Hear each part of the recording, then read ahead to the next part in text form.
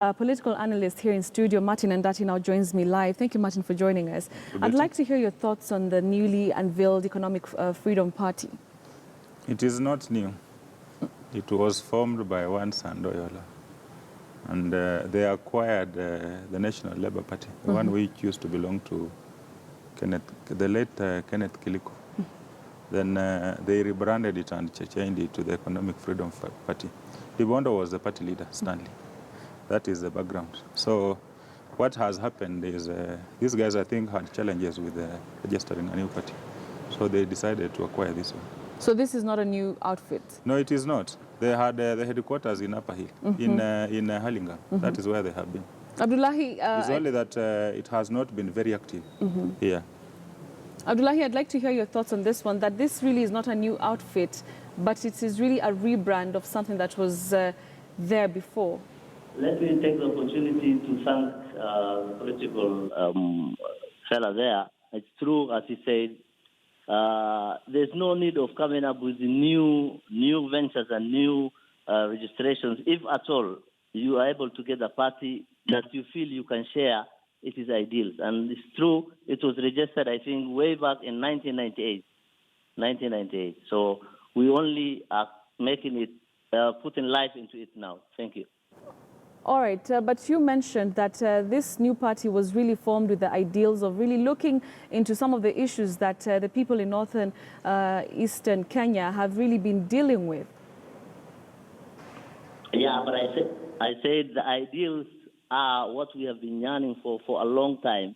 We felt, not only the people of northern Kenya, I think we have to be more nationalistic. This country has long been left behind in terms of patriotism. Kenyans are not patriotic, not because they are bad people, but because of what they reap from their government. If the common man is a scavenger, what does he have to be proud about of this country? Look at Tanzania, next door to us. Look at Tanzania. And look at Kenyans. You know, this is some of the things. And this is as a result of how the government relates to its citizens. So the ideals of this party, right, which is about social justice and economic freedom, is the thing we feel is going to bring one Kenya. And all this is possible under the banner of one Kenya. Isn't this then a political, more of a political vehicle then? If it's a party that was acquired from something else, then isn't this just a timely coming together of different leaders to form a political vehicle that really suits what they want to achieve? I agree with you. Politics has a basis, and the basis is normally interest, competing, conflicting interests of different individuals. However, as individuals who are behind this idea and this party, we believe that can all be resolved through those ideals I just mentioned earlier. All right. Finally, I'd like to hear your thoughts. We understand that this new outfit, or this rebranded outfit, has received the blessings of the Mandera Council of Elders. So does this mean that we will have a democratic fielding of candidates and not candidates being fronted by the Council of Elders as it was before? I should say democratic choice of candidates is very relative. When you look at politics in this country, we say it is democratic, and what happened to us just the other time, we lost 1,500 people, and we're saying it is democratic process. We are worse still. I mean, in the northern part of this country, we have no job opportunities, we have been left behind, and people are looking and attaching themselves to clans as a result of some solace, some sort of security. And so if that is not resolved in the traditional manner, it could result in what we went through in 2008, 2007.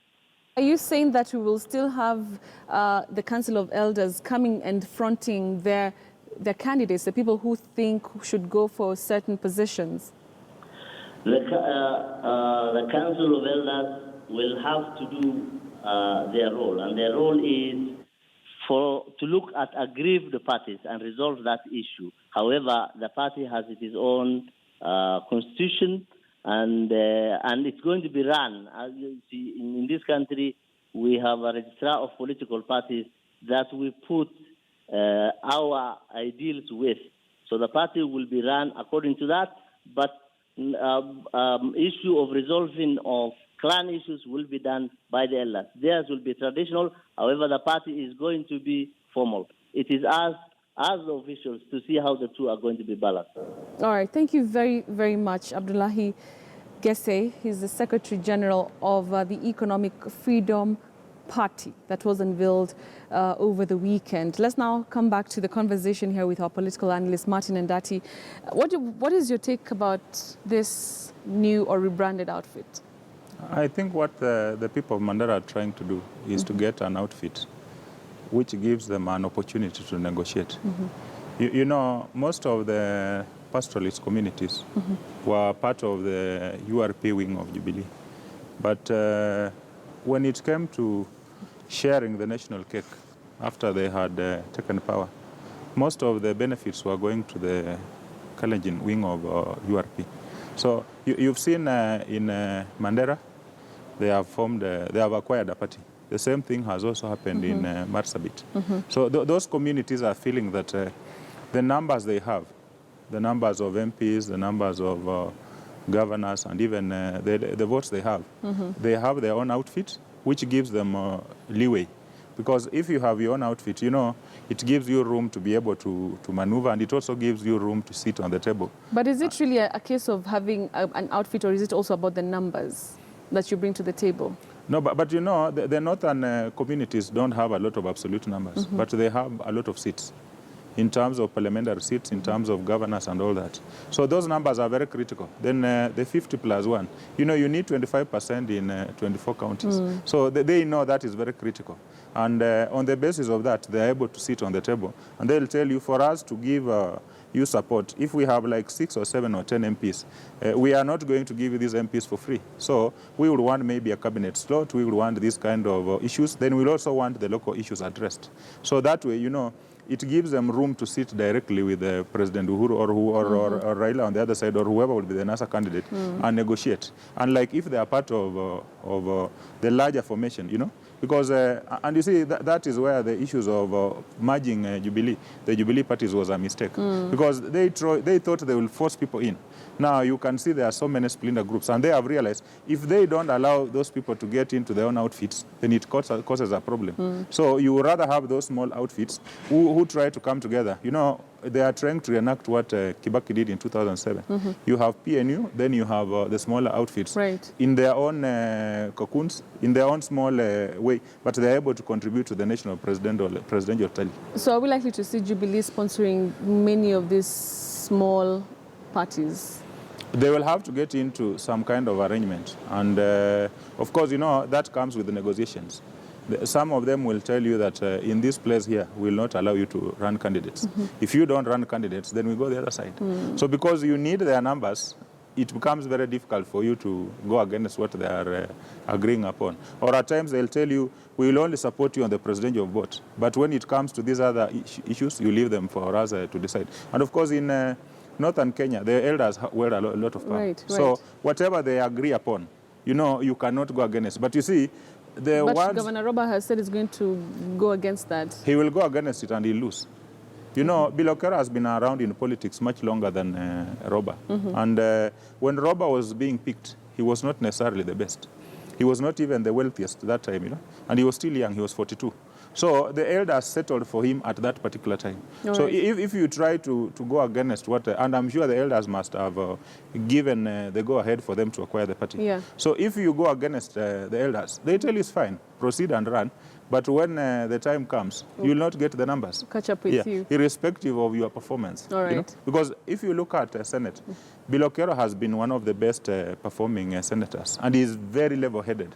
But when the elders told him he has got to give way, he didn't argue with them. So Robert should have also done the same, so that next time if they decide that they want to give you something else, then you pick it up. All right. I will not allow us to end the conversation without expanding it a bit and talking about, you know, the recent political storms that we're seeing. You know, when you check the headlines, it's all about NASA and claims that it's disintegrating. Is it? It will not disintegrate. Completely? No, it will not. There was a lot of pressure. There is a lot of pressure on Kalonzo Musyoka from both within and without. You know, there is a thinking that if Kalonzo bolts, then, you know, you remain with the other three. And the three of them are all Westerners. So Jubilee will have a field day telling Kenyans that, look, this is more or less a regional thing, you know. Right. So the national face, Kalonzo brings the national face on the ticket. And whatever happens, Kalonzo will either be the candidate, but most likely the running mate. So what I think they'll need to go back and try to do is, from the information out there, chances are very high that Raila is going to be the candidate. So Kalonzo is likely to remain the running mate. What they need to work on is how do they convene the Luhya nation to come along, yet none of the two fellas is having any slot there. What's in but it for them? Kalonzo is under pressure from the community, and even if he wanted to bolt, he bolts and goes to Jubilee to become what?